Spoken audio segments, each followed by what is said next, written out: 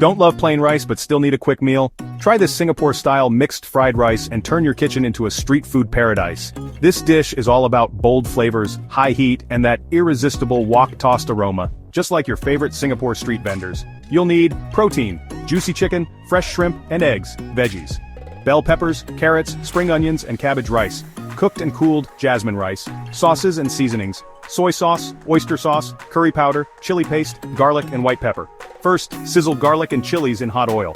Cook shrimp and chicken to juicy perfection. Scramble eggs in the wok, then toss in veggies and rice. Mix in spices and sauces for that perfect smoky flavor.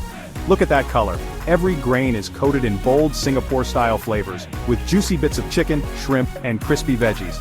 Try this at home and bring the authentic street food experience to your kitchen.